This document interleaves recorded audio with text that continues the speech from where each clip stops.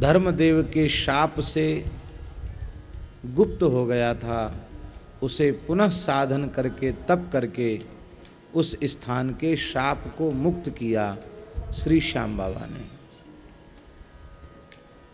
स्कंद पुराण के बड़े सुंदर श्लोक हैं। शनिवारे यमावास्या भवेत् तस्या फलं च यत् महीसागर यात्रायां भवेत् तच्चावधारय।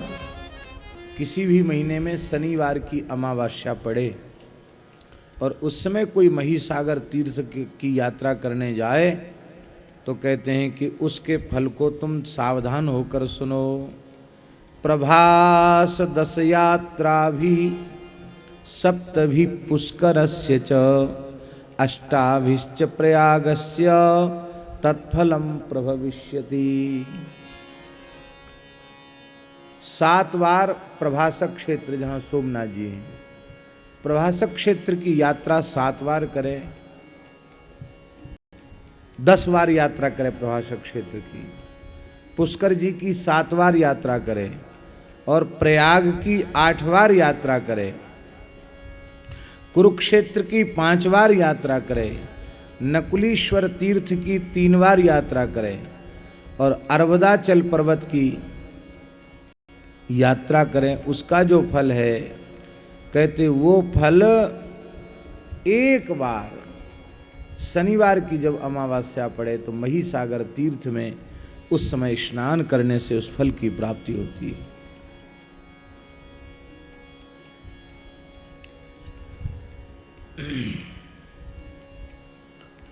बहुत लंबा चौड़ा महात्म्य लिखा हुआ है। ऐसे इस दिव्य तीर्थ को श्री भीमसेन जी के पौत्र, जिनका नाम वरवरीक हुआ, जिन्हें वर्तमान में श्री श्याम बाबा के नाम से हम लोग जानते हैं, उन्होंने उस क्षेत्र को प्रकट किया। अब यहाँ श्री सौनक जी महाराज सूत जी से प्रश्न कर रहे हैं, भगवान आपने इस गुप्त क्षेत्र का बड़ा विलक्षण महात्म्य बताया, सुनकर के हमें बड़ा हर्ष हुआ। अब यहाँ गुप्त क्षेत्र में सिद्धलिंग विराजमान है, सिद्धेश्वर महादेव सिद्धलिंग के रूप में विराजमान है और सिद्ध माता भी वहाँ विराजमान है। तो आप कृपा करके सिद्धलिंग, सिद्ध माता और विजय नाम का मगध देश का वह एक श्रेष्ठ तपोधन ब्राह्मण और उनका सहायक चंडिल, ये चंडिल भी इन्हीं का नाम है, चंडिल। चंडी के लाडले, भगवती दुर्गा के लाडले, नव दुर्गा के लाडले होने से इनका एक नाम चंडिल हुआ। तो ये चंडिल जी का चरित्र विजय ब्राह्मण के साथ कैसे उनका समागम हुआ, ये कृपा करके आप बताओ। कौन वसु चंडिलो नामो विजयो नाम कस्त था, ये चंडिल किनका नाम था और विजय किसका नाम था। आप कृपा करके यह बतावें कि सिद्ध माता के प्रसाद से ये नाम कैसे प्रसिद्ध हुए। इन सबको सुनने का हमें बड़ा कौतूहल है, बड़ी जिज्ञासा है। आप कृपा करके उसको दूर कीजिए, शांत कीजिए जिज्ञासा को। अब बड़ी सुंदर बात है, कहते कि ये चरित्र सुनने की आपको इतनी उत्सुकता क्यों हो रही है। तो सौनक जी उत्तर देते हैं, सताम चरित्र श्रवणे कौतुकम कस्य नो भवेत्। आप यह बताओ कि सत्पुरुषों के चरित्रों को सुनने का कौतूहल किसे नहीं होगा। सत्पुरुषों के चरित्रों के श्रवण की जिज्ञासा अवश्य रखनी चाहिए, उत्सुक रहना चाहिए कि महत्पुरुषों का जीवन चरित्र हमें सुनने का सौभाग्य प्राप्त हो जाए। ये इतना अद्भुत चरित्र है, सूत जी महाराज कह रहे हैं, इसके श्रवण मात्र से आजन्मकृत संपूर्ण पाप तत्काल भस्म हो जाते हैं। ऐसा पवित्र यह चरित्र है।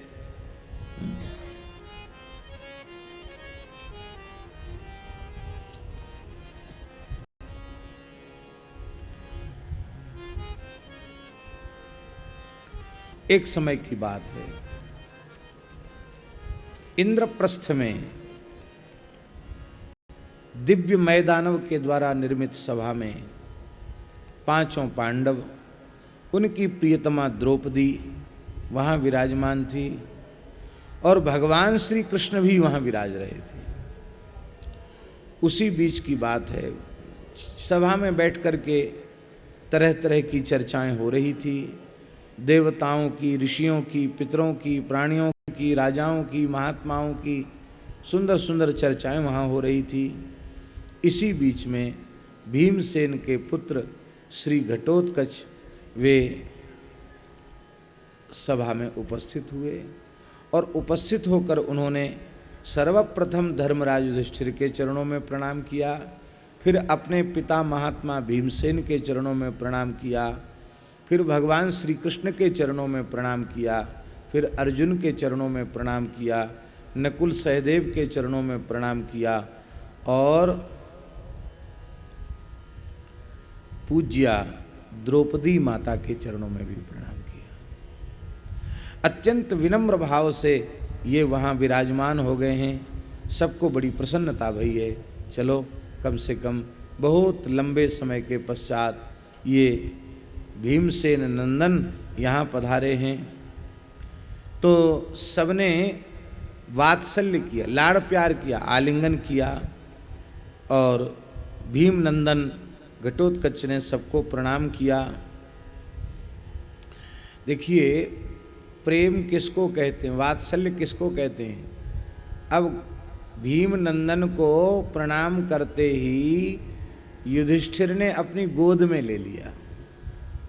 अब गोद में लेने लायक अवस्था तो नहीं है, लेकिन इसको स्नेह करते हैं। गोद में ले लिया, मस्तक सूंघा, अपने दोनों हाथ मस्तक पर रखे, पीठ पर स्नेह युक्त हाथ फिराए और कहा कि पुत्र, इतने दिन पीछे तुम्हें कैसे हमारी सुध आ गई, तुम कैसे आए, तुम हम अपने राज्य में धर्म पूर्वक पालन तो कर रहे हो कि नहीं, राज्य में सुखी तो हो कि नहीं। अपने मामा के राज्य में, मामा का राज्य जानते हैं ना, हिडम्बासुर, उसको मार दिया था भीमसेन ने, तो उसकी गद्दी घटोत्कच जी को ही मिल गई थी। तो उस राज्य को तुम ठीक से संभाल रहे हो कि नहीं, अहंकार को त्याग करके और तुम सत्पुरुषों की सेवा करते हो कि नहीं। एक बड़ी सुंदर बात धर्मराज युधिष्ठिर ने कुशल क्षेम के प्रकरण में पूछी है, वो बात हमें बहुत ध्यान देने की योग्य है। देखिए, देवता कौन है और दैत्य कौन है, सुर कौन है और असुर कौन है। जो गौ, ब्राह्मण, संत, माता, पिता, अतिथि, इन सब में नारायण का दर्शन करके इनकी सेवा करे, वो मनुष्य नहीं देवता है। और गौ, ब्राह्मण, संत, अतिथि, माता, पिता, दीन दुखी, इनकी जो सेवा न करे, इनको जो पीड़ित करे, इनको जो तिरस्कृत करे, वो भले ही चाहे जितना सुंदर स्वरूप वाला हो, वो मनुष्य नहीं, वो तो राक्षस है, असुर है, दैत्य है, ऐसा समझना चाहिए। तो आप देखिए, घटोत्कच जो हैं वो हिडम्बा के गर्भ से उत्पन्न हुए हैं, भीमसेन के पुत्र हैं।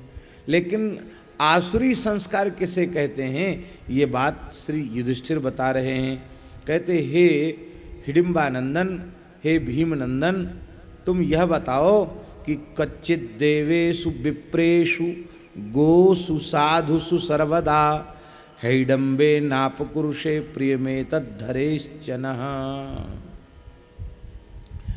देवताओं का कभी अपमान तो नहीं करते हो, ब्राह्मणों का कभी तिरस्कार तो नहीं करते हो, गोवंश का कभी अनादर तो नहीं करते हो, संत महात्माओं का कभी तिरस्कार तो नहीं करते हो, इनका अपकार तो नहीं करते हो। देखो हिडिम्बानंदन घटोत्कच, भगवान श्री हरि किस प्राणी से प्रसन्न होते हैं। बोले, जो देवताओं का समादर करता है, ब्राह्मणों का आदर करता है, गोवंश की सेवा करता है, संतों की सेवा करता है, ऐसे भाग्यशाली जीव से भगवान सहज प्रसन्न हो जाते। भगवान की सेवा कोई भले ही न करे, पर भगवान जिनसे प्रेम करते हैं उनकी सेवा करे तो भगवान सहज प्रसन्न हो जाते हैं। और तुम्हारे प्रजा में कोई राक्षस तुम्हारी आज्ञा का उल्लंघन करके गौ ब्राह्मण को सताता तो नहीं है? तुम उसे कठोर से कठोर दंड देते हो कि नहीं? और तुम्हारी माता बहुत उत्तम पतिव्रता है, शीलवती गुणवती है, हमारा बहुत प्रिय करने वाली है। तुम्हारी माता हिडिंबा प्रसन्न तो है ना? वह परम पतिव्रता है। देखो, भीमसेन की प्रियतमा होकर भी और भीमसेन के ऊपर कोई दबाव नहीं है। पहले ही निश्चय हो चुका था कि संतान उत्पन्न होने तक तुम्हारे साथ रहेंगे। तो आज भी उसका कोई भीमसेन पर दबाव नहीं है। वह हमारे सुख में ही सुखी है, अपने निज सुख का भान उसे नहीं है।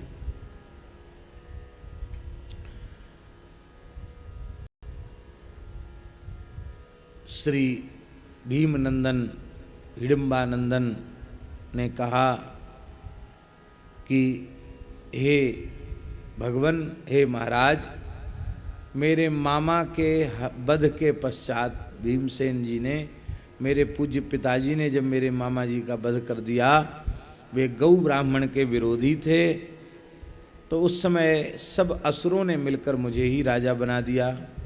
और मेरी माता प्रसन्न है, कुशल से है, कठोर तप में लगी हुई है।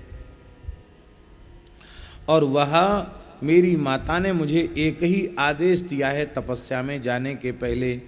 माता ने कहा कि देखो बेटा, जो बालक अपने पिता माता का भक्त नहीं है उसका जीवन व्यर्थ है, उसका शरीर धारण करना व्यर्थ है। अपने माता पिता की भक्ति अवश्य करनी चाहिए।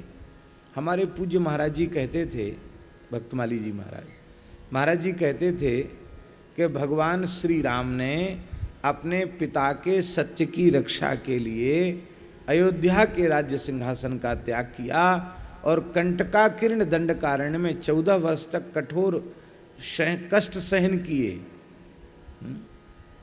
अपने उन सुकोमल चरणों में जिनके स्पर्श में भगवती जगत जननी सीता जी को संकोच होता था, कहीं इनके चरणों में मेरे दबाने से पीड़ा न हो जाए, इतने सुकोमल चरणों से कंटकाकीर्ण दंडकारण्य में विचरण किया। किस लिए? केवल अपने पिता की भक्ति के लिए। तो महाराज जी कहते थे कि राम जी हैं चाहे कृष्ण भगवान हैं, इन दोनों में पितृभक्ति सर्वोपरि दिखाई पड़ती है।